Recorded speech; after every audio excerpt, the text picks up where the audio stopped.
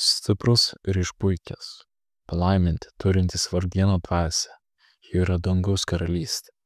Evangelija pagal Matą, 5 skyrius, 3 eilutė. Petras buvo stiprus vyras, jis tikėjus visko. Jėzui jis sakė, jei tave visi paliks, aš tavęs nepaliksiu. Tačiau Jėzus geriau pažinojo Petrą, nei jis pats save ir tarė jam: dar gaidžiui šiąnakt nepragydus, tu 3 kartus išsiginsi mane pažįstas. Aš regiu tuos jaunus vyrus, pilnus jėgų ir tikėjimo. Niekas negali jų pajudinti.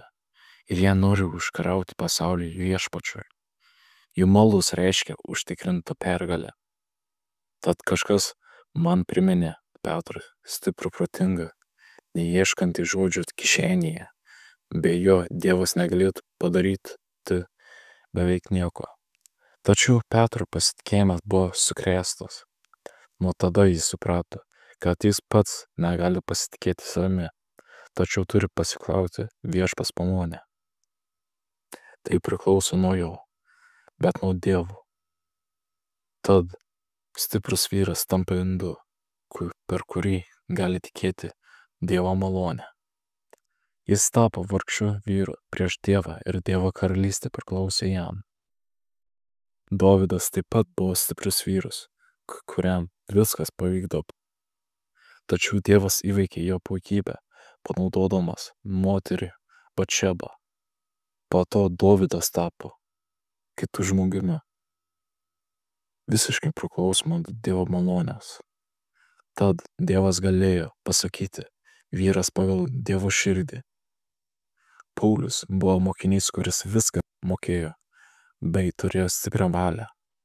Jis norėjo rūpintis teisingumu ir tvarka, sodindamas krikščionis į kalėjimą.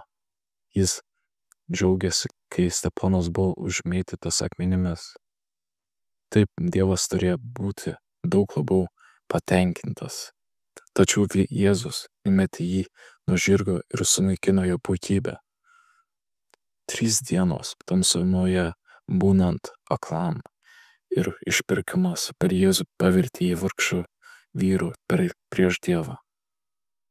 Jis tapo Dievo parinktu įrankiu, galinčiu skleisti Dievo evangeliją visame pasaulyje. Šie tikėjimo herojai mūsų akimis buvo labai stiprus. Jos tokius pavertė malonę.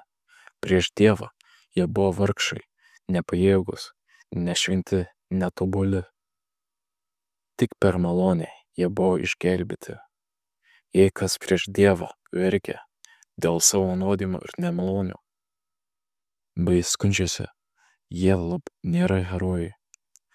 Tokie skundai nuodėmėmis gali trukti 10 metų ir tai neturi jokio tikslo nei pabaigos. Jėzus turi mus sutikti ir išlaisvinti iš nuodėmių senojo šlovinimo. Tuomet tapsime Dievo herojais. Dėkoju Jėzau, tu išlaisvinai mane iš visko, kas atskiria mane nuo Dievo. Tu išpildai mane savo dvasią. Tad tegul dingsta skundai. Tavyje esu naujas žmogus, Dievo tarnas. Vienas pats esu silpnas ir netobulas, bet su Jėzumi tampu stiprus. Amen.